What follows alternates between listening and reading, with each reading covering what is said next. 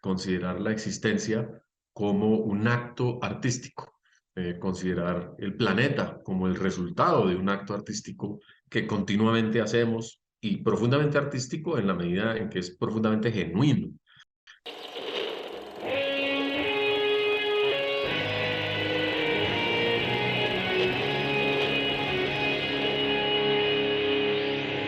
Bienvenidos a Volver al Futuro Podcast, donde platicamos con las mentes que nos impulsan a crear el nuevo paradigma de salud y bienestar, conducido por Víctor Sadia.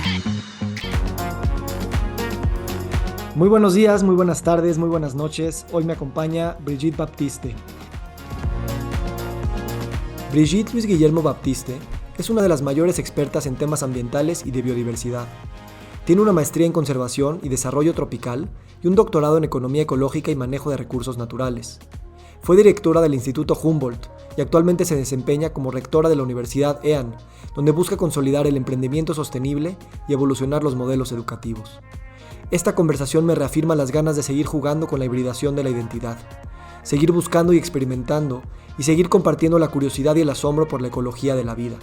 Mezclar lo académico, lo personal, lo profesional y lo espiritual. Brigitte, gracias por estar aquí. Víctor, un gusto. Muchas gracias por la invitación. Por ahí escuché en una entrevista tuya que platicabas de cuando eras chiquita, tenías 8 años y veías las prostitutas ahí en la calle de Dueñas o en la calle de Lourdes y las veías y a ti te impactaba mucho eso. ¿Me podrías contar un poquito esa impresión infantil? Pues imagina que Bogotá es una ciudad en la montaña muy fría y salíamos de visitar a mi abuelita los sábados tipo 11 de la noche y tomamos camino a casa y pasábamos por esta calle donde estaban ellas prácticamente desnudas. Eh, Mi papá pisaba el acelerador para salir rápido de la zona o algo, pero pues ellas estaban en los postes y muy descaradamente ofreciéndose para el trabajo sexual. Yo no sabía que era el trabajo sexual, solo veía unas mujeres con unos bikinis de lentejuelas o con unos tacos altísimos y maquilladísimas y espectaculares y en la distancia ubicadas como en la calle. Decía, yo quiero ser así, yo quiero ser como ellas porque me parecen unas personas maravillosas. Pero por alguna razón que uno tiene adentro en el interruptor de seguridad, nunca me atreví a decírselo abiertamente a mis papás, decir, ay, cuando yo crezca quiero ser como ellas. Creo que sobreviví gracias a eso. Sin duda. Y sin embargo, qué padre poder conectar con con ciertos modelos, ¿no? Que nos hablan pues de esta naturalidad o de alguna manera esta manera de expresarse muy, pues abierta, espontánea y tal vez sin tantos bloqueos, ¿no? Eh, Me imagino eso tuvo pues un impacto con toda tu transición que tú has estado viviendo toda la vida, que no se culmina, que no empezó en algún momento en particular. Y me interesa mucho a mí, te he platicado bueno, hemos hablado un poquito de la filosofía transgénero, ¿no? Que es esta capacidad de movernos a través de géneros sin quedar atrapados o anclados en ningún tipo de estereotipo, ningún rol definitivo, ¿no? Y esto va más allá de lo femenino y lo masculino, sino movernos de definiciones en definiciones y acoplar varias. Entonces, yo te quisiera preguntar, eh, que tú eres una traidora de las ciencias sociales, eres una traidora de la biología. ¿Cómo de alguna manera resignificar esta traición y seguir abogando por transformar las disciplinas para que no seamos siempre disidentes, sino tal vez profetas, obviamente con humildad? Me encanta esto porque pues yo sí creo que la labor de todo híbrido es abrir camino, o por lo menos ser un experimento, y un experimento gozoso, un experimento que puede ser también fatal, por supuesto, pero que tiene como propósito fundamental lo que tú dices, abrir camino, buscar nuevas formas de adaptarse y sin necesidad de ser tan utilitarios, de construir el futuro, porque eh, no existe. Yo soy completamente agnóstica y no creo que el universo esté definido. Y justo estoy leyendo un artículo aquí en Scientific American que dice que el universo no es real a escala local. Y cuando lo leo, uno dice, pero ¿cómo así? ¿Cómo que no es real a escala local? No, dice, cada vez que tú interactúas con tu mundo inmediato, lo organizas.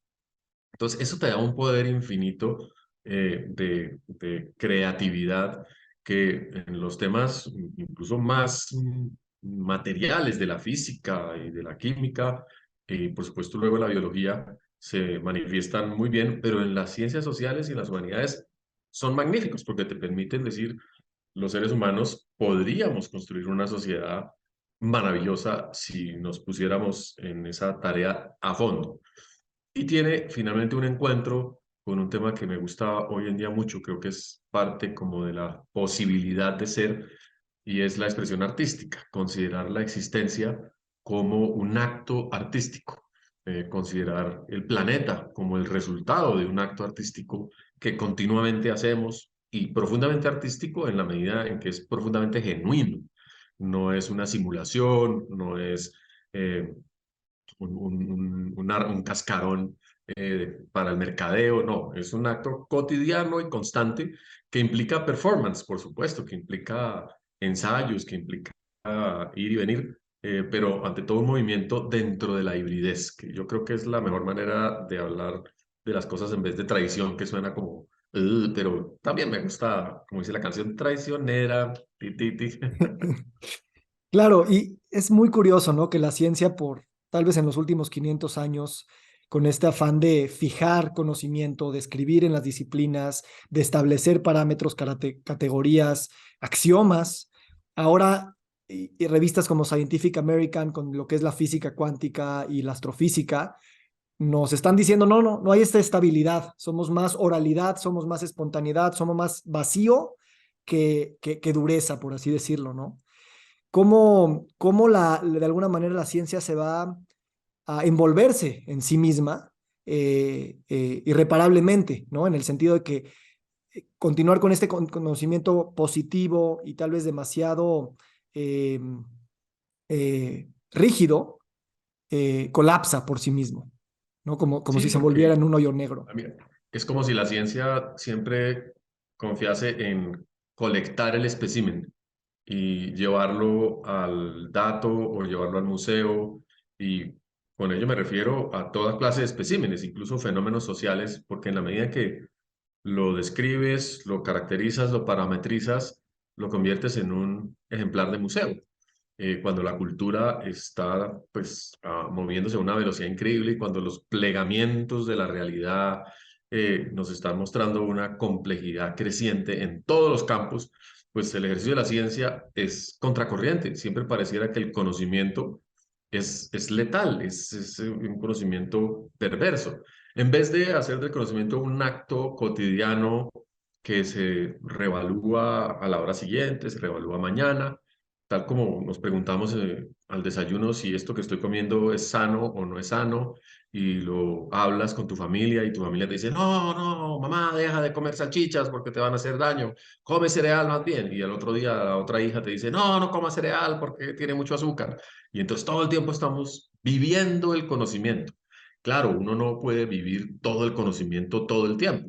Entonces, a lo que apela uno es a la riqueza del lenguaje, de la performatividad, y vive con mucho humor, como viven muchos de los pueblos indígenas, por ejemplo, que saben que el mundo es bastante más un simulacro, en la medida en que está en tu cabeza, de lo que empíricamente viene siendo. Y eso genera insisto, una libertad increíble, un espacio de movilidad con el cual incluso nos reconciliamos con la fe, con las creencias, porque, pues decía esta mañana en una clase, tú no tienes que tener la relatividad de Einstein en la cabeza completa todo el tiempo y poderla explicar matemáticamente a todo el mundo para vivir y lavarte los dientes. No es necesario, ni siquiera la física de Newton, no lo piensas. Me encanta, y me encanta que mencionas el arte y los museos y cómo vivir de esta manera, porque también estamos viendo que queremos también sacar el arte de los museos. En el momento en que lo metemos al museo, se estabiliza, se hace una institución y pues obviamente sabemos todo también cómo eh, pues fija conocimientos y fija gusto estético de una manera que no puede evolucionar orgánicamente. Y yo creo que tu vida para todos nosotros es un gran ejemplo de, de llevar el arte a todos los performances, como miembro de una familia, como miembro de una sociedad, como directiva de una universidad. Eh, ¿cómo, cómo, cómo te levantas en las mañanas y quieres integrar todos estos performances con esta libertad y este humor, aun cuando pues no es fácil, ¿no? Porque pues todas estas estructuras no permiten esa creatividad y esa espontaneidad todos los días. Pues mira, lo que sucede es que cada día hay más ingredientes para uno también desarrollar, digamos, la paleta pictórica en todos los sentidos también. Es decir, todos los días tienes nuevas palabras que aparecen en la radio, en la televisión, en la calle, los estudiantes. Todos los días tienes nuevas tendencias en las formas de divertirte, de agruparte con personas. Entonces, la riqueza que creamos los seres humanos es absolutamente placentera, maravillosa y es como un gran buffet permanente en el cual tú tienes la posibilidad de regodearte. Entonces, mis hijas son dos sensores maravillosos de cosas y llegan a casa y en la noche conversamos y yo, claro, qué interesante esto que está sucediendo en tal parte. Todos los estudiantes. Entonces, la humanidad es una creadora de complejidad y de diversidad que se convierte en un mecanismo de inspiración permanente. Entonces, tampoco hay que hacer un esfuerzo grande, es dormir bien, sueño mucho, me encanta, en general mis sueños son gratos, me despierto fácil y llena de ideas para escribir, porque tengo también 1000 preguntas permanentemente en la cabeza, entonces en los sueños aparecen las preguntas a veces y me despierto y digo, no, claro, hay que escribir de esto y me levanto y escribo, que eso es una posibilidad muy grata que tengo. Eh, y luego ya pues hay que vestirse, hay que salir al mundo y hay que hacerlo con humor siempre, sobre todo con una actitud desenfadada para mostrar que nada es tan serio ni tan grave que no, el mundo no se va a acabar porque yo me comporte de una u otra manera, a menos que lleve mala intención. Entonces, claramente hay un espacio muy importante, pues, para la bondad, para el afecto, para digamos, para operar los valores positivos de la existencia, pero sin necesidad de creerme una profeta de nada, una profetisa o bueno, una diva así que quiere hacer mucho Eh, escándalo, pero porque es divertido ante todo. Exacto, exacto, es divertido. Y yo creo que también eso es uno de los nuevos valores que queremos ver en el activismo, ¿no? Transformar la ira y la desesperación por la compasión, el amor, el humor, el salir como divas a activar, que eso es lo que hace un activismo, ¿no? Y no, Sí, y sí, no sí. demonizar, no demonizar eh, nada, porque a final de cuentas en el mismo activismo también puede haber esta idea de buenos contra malos y entonces ahí se absorbe esa posibilidad de humor y de activar. No me imagino una diva fascista, qué figura tan espeluznante. Exacto, exacto. Que además que se apegue mucho a los resultados, ¿no? Y aquí es soltar también los resultados y saber que pues estas cosas se gestan desde antes y nos sobrevivirán también. Es un ejercicio también de cuestionamiento del poder, donde tú te das cuenta de que realmente no controlas nada, no controlas mayor cosa y si te aferras a la idea de que lo quieres controlar, te duele, te va a causar dolor siempre, porque no vas a poder, vas a empezar a confrontarte con todo el mundo, vas a empezar a tejer planes maquiavélicos para insertar tus ideas en la familia, en la comunidad, en la universidad, en el Estado, y entonces vas a vivir en un estado de permanente... em, ¿cómo se dice?, de permanente trama o de intriga. Y eso es muy desgastante. La intriga permanente para sobrevivir me parece una estrategia que consume demasiada energía y no es divertida. Claro, claro, es la técnica de las redes sociales y de cierto tipo de periodismo y es drenante de energía. Ujú. Entonces, Ahora, vamos, yo este podcast lo escuchan muchos profesionales de la salud. A mí me llega de Colombia ecos de una medicina que es más integrativa, donde no hay una tan clara distinción entre lo alopático y lo alternativo. Aquí en México es mucho más brutal, ¿no? Por un lado, los científicos serios de bata blanca, por otro lado, las locas chamanes, brujas, queriéndose sanar con hierbas, respiración, prácticas de perdón, de trauma. ¿Cómo vives tú la medicina en Colombia? ¿Te llega también esta manera de vivirlo así o a lo mejor es nada más una visión de afuera? No, yo creo que es muy parecido porque la influencia de la medicina contemporánea y sobre todo los principios sobre los cuales se estableció la noción de enfermedad y curación eh, se han refinado, pero todavía no han roto los paradigmas a fondo. Entonces sí, yo tengo que ir, digamos, lo que ha mejorado mi vida es que tengo uróloga y ginecóloga. Entonces eso ya es un paso adelante. Colapsando Sí, binarios. colapsando binarios. Pero si, digamos, quiero probar algún tipo de terapia o algo, siempre acabas donde las brujas locas, porque no hay esa capacidad de pensar distinto. Hay algunos espacios en los que la medicina ancestral indígena tiene un estatuto oficial, pero es regional. Por ejemplo, en la región amazónica, donde están los usuarios de ayahuasca y los médicos tradicionales, tú puedes ir allá y puedes acceder a ellos y tienen, digamos, licencia para operar, pero nadie te da garantías. Si después tú te quejas de que tuviste una visión extraña que te cambió la vida y vas al psiquiatra, el psiquiatra dice, pues usted se lo buscó, el seguro no le cubre. Sí, yo pienso mucho en cómo llevar a los médicos y a las médicas a viajes de ayahuasca, ¿no? Estas prácticas chamánicas, tecnochamánicas, ¿no? Porque son tecnologías, son productoras de subjetividad.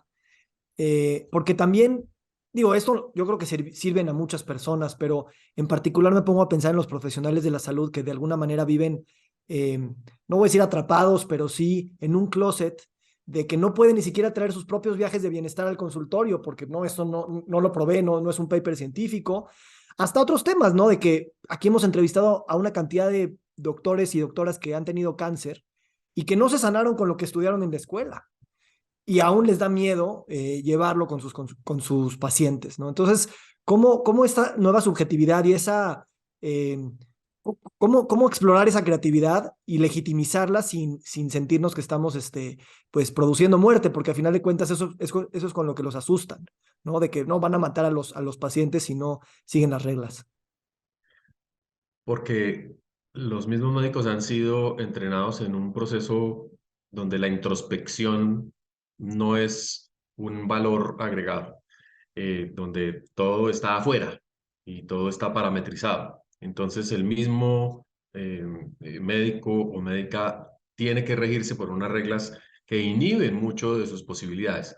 Por eso apreciamos tanto a los médicos cuando envejecen y se toman el trabajo de escuchar, se dan cuenta de que tal vez la enfermedad puede ser incluso terminal, pero el sentido de la enfermedad se resuelve en la conversación, en la comprensión mutua, y el médico te dice, mira, sí, es muy posible, tampoco soy profeta, que esta enfermedad te mate, sin embargo, lo que me preocupa es tu bienestar. Entonces, ¿qué has pensado al respecto? ¿Cómo estás con tu familia? ¿Cómo la llevas? ¿Te duele mucho?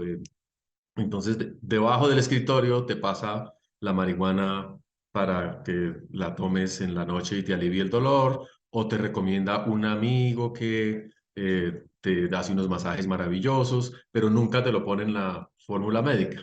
Entonces, estos actitudes tan empáticas demuestran que somos personas, pero cuando tú tienes que ir a un doctor que en 15 minutos lee unos exámenes que por supuesto son importantes, indican si tienes colesterol o no, pero que nunca se toma el trabajo de conversar un poquito contigo y decir, ¿y usted ha pensado por qué tiene el colesterol alto? Usted misma no tiene una explicación. Yo siempre trato de hablar de eso y me miran y me toca decir, soy bióloga. Entonces, bueno, le doy Sí. 3 minutos para que exponga su caso, pero yo no quiero eso, yo quiero aprender más, yo quiero saber de mi cuerpo, yo quiero, siempre le pregunto a las nutricionistas que te prohíben todo. Digo, pero, ¿usted cómo cree que yo voy a subir solo con avena y espinacas? No, no, la vida no tiene sentido. Y me dice, no, es un tiempo, vamos a ir mirando. Me dice, no, escúcheme. Yo, y no, nadie te escucha en salud. Sí, sí, y me haces pensar en el cáncer, porque de alguna manera, pues el cáncer se presta no solamente a una amplia variedad de interpretaciones, ¿no? Desde lo social, lo medioambiental, y de alguna manera, si entras a un proceso de cáncer, es como que te separan de todo eso y te meten a un régimen muy preestablecido, cuando yo creo que para mí al menos ha sido una exploración de ver todas las interconexiones que hay y que el cáncer realmente no es nada más vamos a verlo así. Podemos hablar del cáncer del cuerpo, podemos hablar del cáncer del planeta, podemos hablar del cáncer de la sociedad y de alguna manera podríamos pensar que el cáncer es esta idea de yo soy autosuficiente. Yo soy la célula que me voy comiendo mi entorno y yo solita me voy comiendo para mí. Esto tiene hasta la explicación biológica que son estos seres unicelulares con los que empezamos siendo todos nosotros hace millones de años. Y de alguna manera tenemos un atavismo en la célula que ya aprendió a ser de un organismo multicelular, pero ciertos factores la hacen comportar como eran los primeros organismos unicelulares. Entonces se me hace muy interesante esta manera de verlo, porque, bueno, en fin, tiene mucha literatura al respecto, pero esta autosuficiencia podría ser un sinónimo también de cáncer cuando hablamos hoy en día en un capitalismo y una sociedad donde queremos llegar a la autosuficiencia, pero realmente no hay autosuficiencia. Todo es impoético, ¿no? Todo es hacer con. Entonces, digo, ya te di muchas cosas, a ver cómo lo Pero desenredas. me encanta, no, me encanta que lo hables como una pérdida de los sistemas de control, porque hay dos maneras de interpretar el control en las ciencias ambientales y en ecología. Una, un control vertical, directo, cerrado, que es muy extraño en los sistemas complejos, porque es muy rígido y tiende a causar efectos muy negativos. Pues es como cuando te aplican una dosis de quimioterapia, la búsqueda es realmente violenta para tratar de solucionar algo que ya se salió de madre. Pero los ecosistemas siempre operan por coordinación y cooperación. Y cuando hay un cáncer, yo creo que a lo que dices es que hay una pérdida de la capacidad cooperativa que se ha venido construyendo también evolutivamente hablando. Entonces, hay alguna cosa que está impidiendo el funcionamiento sinérgico de todos del sistema inmune, de tu intelecto, las bacterias que conviven contigo por todo tu cuerpo. Y eso requiere un ejercicio de, de revisión profunda sobre los mecanismos de acción colectiva en la sociedad. Yo creo que la falla ambiental que estamos viviendo tiene que ver es por exactamente esa ruptura de mecanismos de cooperación y hemos contaminado la atmósfera que es de todos y reparar la atmósfera requiere una acción colectiva que aún no se está dando, está apenas en pañales, pero que nos vamos a ver forzados a desarrollar o vamos a perecer. Claro, si tú tienes una persona o has sufrido un cáncer, eh, podrá parecer el discurso, que tu hígado colabore un poco más con tu corazón y que colabore con tus emociones, deja de pensar negativo, en fin, hay todos los preceptos. Pero es cierto, y mis amigos o amigas que han incluso fallecido por causa de cáncer, lo que han hecho después de que ya han sufrido mucho con la quimioterapia y el tratamiento, es llegar a un nivel de aceptación y decir, no, miren, ya entiendo muchas cosas, estoy lista, y voy a vivir el tiempo que me queda de otra manera. Y a veces viven mucho tiempo, a veces no tanto, pero sus muertes son plácidas, no son una carga para todo el mundo, y uno llega a saber mm, despedirse de una manera que es incluso jovial, aunque nos cause tristeza. Sí, gracias por organizarlo un poco mis ideas y siento que eso pasa, ¿no? Quiero como hablar un poquito del cáncer desde esta perspectiva multiespecie, multisectorial, multidimensional, y encontrar estos espejos en el nivel microbiológico, en el nivel macro, en el nivel biológico, en el nivel metafórico, en el nivel económico, y, y realmente te das cuenta que no he desarrollado el lenguaje, porque pues cada quien tiene sus propias palabras y sus propias, cada campo tiene sus palabras. Entonces, es un esfuerzo que estoy tratando de hacer. De hecho, Bruno Latour decía, ¿no? Debemos aprender a contar cuentos de Gaia, ¿no? Y Ujú. contarlos de distintas perspectivas para ver esta confluencia de agentes que pues, están en esta danza. Y para mí es fundamental en salud, en bienestar, en ecologismo. Creo que tú lo has hablado mucho, ¿no? Del poder de la narrativa y del poder de contar estas historias que pues toquen todas las áreas y no nada más, pues vamos a lo científico, vamos a lo político, vamos a lo económico y muy por allá, pues vamos a lo poético, filosófico, porque pues está interesante, pero esto no nos va a agregar ningún valor en la mesa de decisión. Hoy me siento especialmente contenta porque este fin de semana estuve en Amazonia, en el mismo lugar donde hace 36 años hice mi trabajo de grado en biología sobre peces, un trabajo de ecología de los peces donde compartí más de un año con varias comunidades indígenas y adquirí familia. Tengo una hijada que tiene esa misma edad y tengo muchas personas a las que no había vuelto a ver en ese tiempo.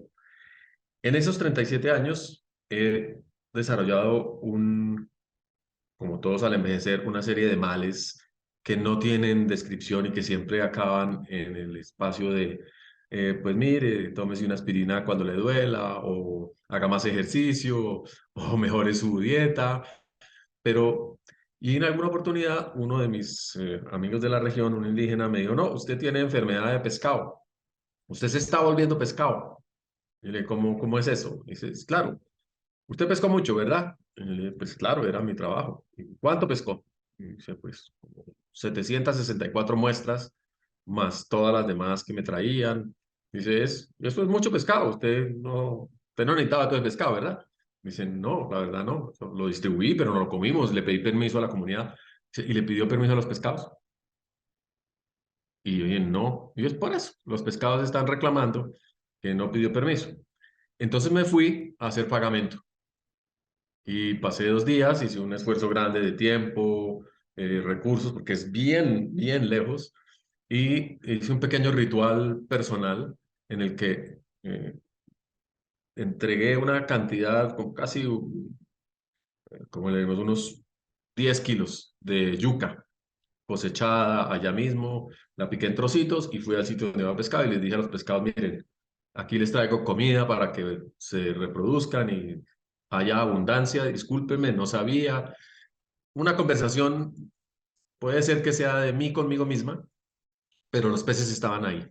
Y mis colegas y los ancianos de la comunidad y todo, de manera muy respetuosa, me permitieron hacerlo, me permitieron grabarlo, participaron y me dijeron, bueno, si ese es el trabajo que usted tiene que hacer, bienvenida. Y lo hice y, por supuesto, el fundamento científico puedo buscarlo y seguramente la yuca se convertirá en energía para las poblaciones de peces, pero pues no hay ninguna garantía de nada. Simplemente cerré un ciclo que ahora me trae gratos recuerdos porque me permitió volver a encontrarme con muchas personas, visitar una región que llevo profundamente en mi corazón. Entonces, todo positivo.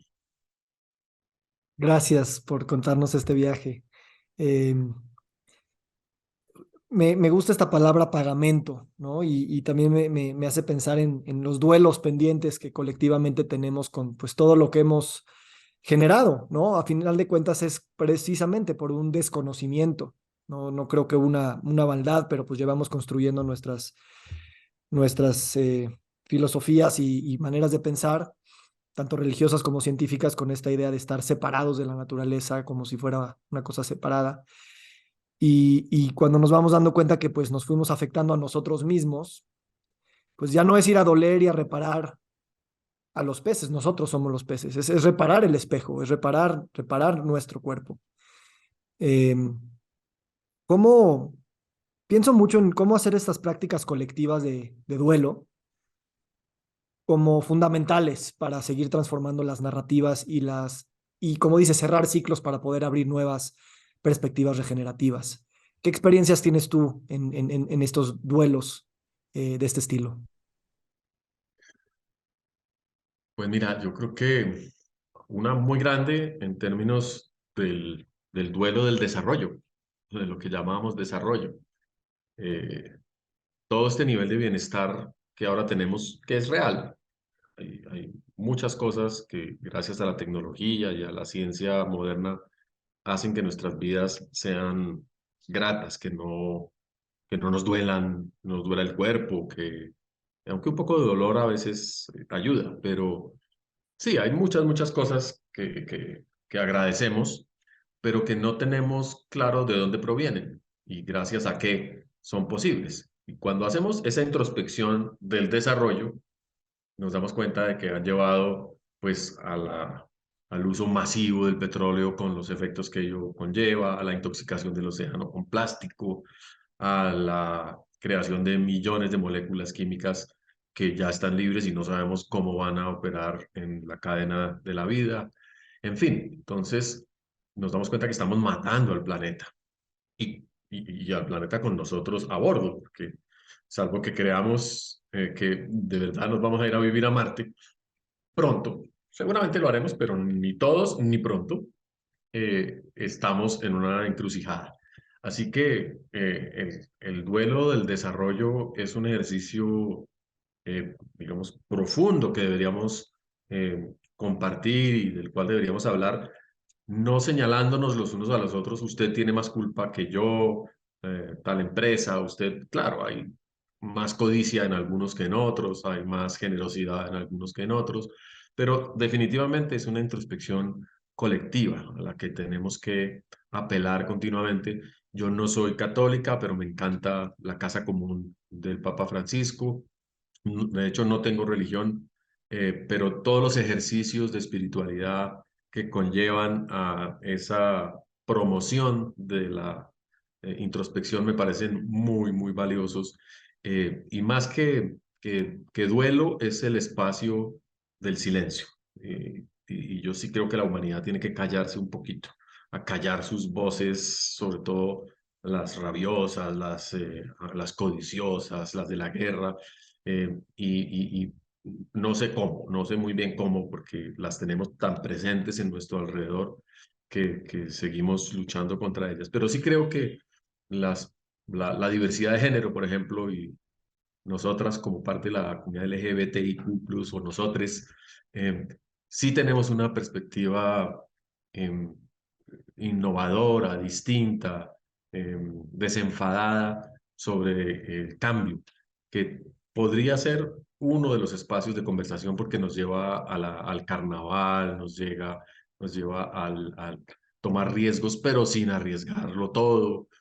Tú puedes ser una persona distinta, aunque sea por un par de días, y luego cuando te das cuenta de que ese es un ejercicio liberador, pues ya deja tus zapatos obligatorios y ponte los que te gustan. Me encanta, en este momento del podcast es cuando pondríamos musiquita así para callar un poquito y escuchar también el silencio. Entonces vamos a imaginarlo. Este, Ahorita en la mañana escuchaba un doctor decir que los que creemos que vamos a poder irnos a Marte a vivir, no entendemos esta coevolución y esta interdependencia que tenemos con lo que somos del suelo, las bacterias, los hongos. O sea, dice, imposible pensar en que el ser humano podría florecer en un ambiente en el que, o sea, se nos olvida que estamos interconectados todo el tiempo, ¿no? Y que en esos ambientes podríamos hacerla. No lo sé. Lo que ahorita pensé escuchándote es en Paul Preciado. Me encanta porque dice dice, tenemos que entrar en un tipo de tecnoanimismo cósmico, ¿no? Porque él, sabes, está estudiando mucho el tema de YouTube y las redes sociales y la interconexión en el Internet. O sea, ya somos eso también. Y al mismo tiempo es resacralizar, reanimar, reencantar estas relaciones en las que vivimos. Entonces, me encanta que dices, y yo soy igual como tú, o sea, más allá de la religión, ¿cuál es la práctica mística, la práctica espiritual que, pues, que te hace sentir viva? Y, y sí, me encanta, me encanta, me encanta.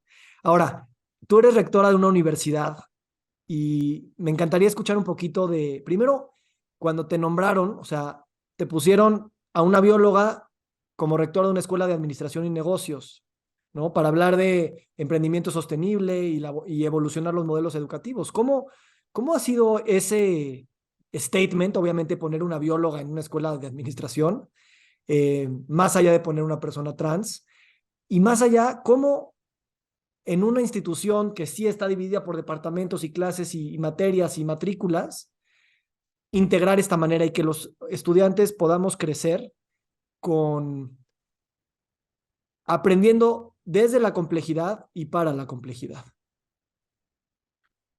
Mira, yo creo que hay un elemento que ya venía considerando la universidad a partir de un ejercicio de introspección, para volver a la palabra cuidadoso, y es la necesidad de incluir un elemento disruptivo o suficientemente disruptivo para eh, cambiar las prácticas de la pedagogía, las prácticas de la convivencia, las prácticas del servicio, en fin, lo que hace una universidad. Porque lo cierto es que las universidades están dando señales de crisis también. No estamos ayudándole a los jóvenes a encontrar una posición interesante en el mundo, una posición satisfactoria. Los jóvenes los tenemos 4 o 5 años, se supone que dando lo mejor de nuestras capacidades, de nuestros modelos de conocimiento, y resulta que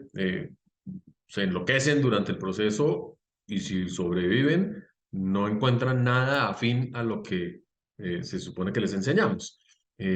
Todos los que logran, digamos, encontrar una ubicación satisfactoria, lo hacen en campos en los que nunca estuvieron entrenados, como si fuese requisito haber estudiado lo contrario. Entonces tú encuentras artistas talentosos que estudiaron economía o economistas, empresarios talentosos que estudiaron arte. Entonces uno dice, aquí hay algo que no está funcionando. Que la universidad tenga éxito por defecto es un problema.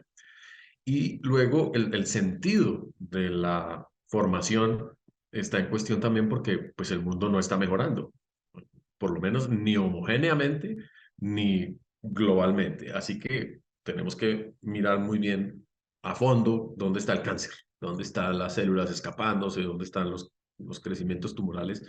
Y en ese sentido, entonces la universidad me llamó para continuar con un proceso de disrupción que habían comenzado hace unos años, con educación virtual, con eh, eh, otro tipo de programas, y empezamos a revisar a profundidad entonces todo el contenido curricular, el método de aprendizaje, las formas de convivencia, y bueno, ahí vamos, ahí vamos. Y como ecóloga, traje una propuesta en ese sentido, digamos, como tratar de enfatizar más los aspectos de la cooperación, enfatizar más experiencias de trabajo en equipo, el abordaje más integral de los problemas y nos ha ido muy bien porque a la gente le gusta, a la gente le gusta ser parte de algo.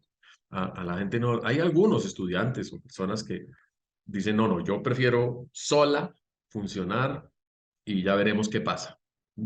Pues no tengo ningún inconveniente con eso, pero la mayoría nos beneficiamos del trabajo en equipo, aprendemos los unos de los otros durante nuestro proceso vital. Entonces la universidad tiene que ser ese espacio. Yo realmente lo experimenté porque cuando estudié biología éramos muy pocos. Yo tuve, éramos máximo 10 12 biólogos y biólogas en mi semestre y estuvimos 5 años compartiendo. Entonces nos ayudamos muchísimo entre nosotras, sobre todo para ir a campo, que era algo que no se usaba en los años 80, porque era una facultad de biología al servicio de la medicina y de la bioquímica y un poquito menos de la industria. Nosotros queríamos ser de campo, queríamos entender cómo funcionan los peces, las aves, los bosques, el agua, y no teníamos profesores adecuados. Entonces decidimos construir una agenda propia que durante 5 años nos llevó a recorrer el país con la mochila, a interactuar con mucha gente, a marchar con las protestas ambientalistas de la época, luego arrepentirnos, luego volver. Pero sí somos el resultado de un trabajo tal vez inadvertido, de amores, de pasiones con las que hoy en día podemos expresar que hay esperanza. Y yo creo que nadie tendría que enfrentar el mundo eh, independientemente y solo. Así se crea Superman. No, no, eso. Me gusta mucho. Hay una serie de estas cadenas ¿cómo se llama? Que tiene una serie de superhéroes que se van demostrando psicópatas. Todos realmente son espeluznantes como seres, pero son tan poderosos que todo lo que hacen es destructivo. Nadie debería tener superpoderes. Claro, O si acaso, como en algún momento me dijeron, el único superpoder que quisiéramos o que nos gusta es el de la inspiración. me encanta, sí. Y sabes, luego ya muchos de los estudiantes de biología, antes, como dices, es salir y ver los ríos y las montañas y las plantas. Hoy de repente es estar a veces encerrado en laboratorios, este, microscopios y ya más aún en computadoras, viendo bases de datos, Ujú. ¿no? Y esa desconexión con la vida, bueno, hay otro tipo de vida ahí definitivamente, pero no con todas las interconexiones de la vida. Hablando del trabajo en equipo en la universidad, eh, me imagino también tendríamos que dar una manera de calificar a los estudiantes y a las estudiantes con, o sea, con más allá de temas de méritos propios, ¿no? De tu examen y esta es tu calificación para que puedas entrar a Harvard o a Princeton, ¿no? O sea, también cambiar la manera en la que vamos a darles un estatus, tanto de graduados y graduadas como de te fue bien o mal, pero por su eslabón dentro del ecosistema. Es también un reto importante. Pues mira, es la primera vez que escucho algo así, inmediatamente resuena. ¿Cómo no lo hemos hecho? ¿Cómo no hemos creado un ámbito de reconocimiento a la cooperación, donde no se premia digamos, el desarrollo personal y el talento de sino el producto colectivo? Porque la única manera que normalmente tiene una universidad para hacer eso es a través del reconocimiento de una patente o el paper, pero el paper tiene un primer autor y los demás van detrás, con peleas infinitas en ello, porque es atroz el sistema. Entonces, ¿qué clase de productos serían los que reflejan el resultado colectivo? Me comprometo a pensarlo y a contarte dentro de unos meses qué se nos ocurre. Me encanta, gracias y ojalá yo también lo voy a pensar, porque también es lo que queremos después llevar a, si llegan a ser profesionistas o van a estar en empresas o en gobiernos, pues es la misma idea de jerarquizar y de ver quién gana y a ver quién lo eligen y a ver quién lo promueven. Y entonces, pues si los incentivos no los, no los repensamos, aunque la forma la queramos repensar, el incentivo siempre va a estar ahí diciendo, pues va a haber el incentivo para que alguien, un outlier, para que alguien se quiera diferenciar o para que alguien quiera potencialmente aplastar a alguien más o no aplastar, pero pues, en fin, Claro, sobresalir o imponerse. sí. Hablando de esto, hablando precisamente del gobierno y de cómo, o sea, gobernar de alguna manera es simplificar lo complejo, ¿no? Porque uno tiene que hacer una decisión, o en una empresa, o hasta en una familia, ¿no?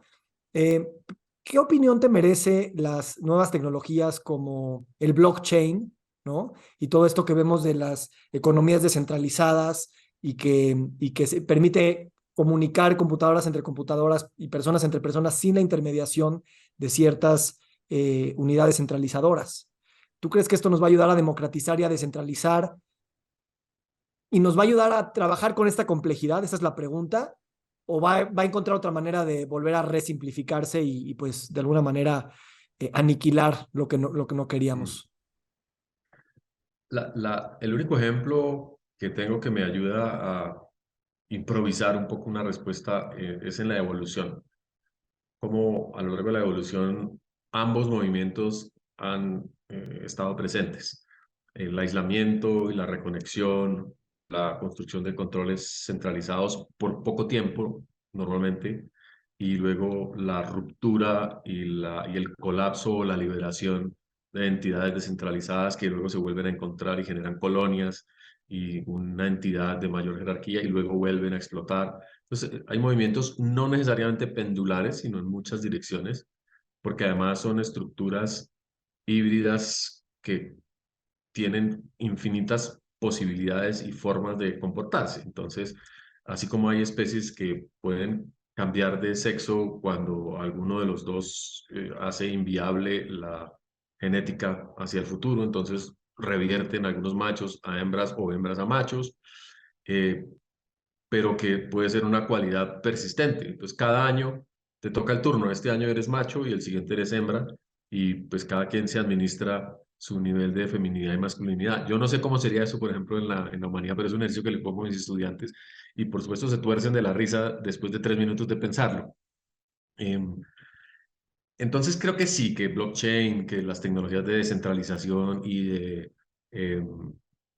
romper los canales regulares y todo, aunque el blockchain obviamente también genera sus propios canales, es un movimiento evolutivo que en el metaverso y en el espacio del cyborg va a darnos posibilidades, va a crear rupturas, sí, indudablemente.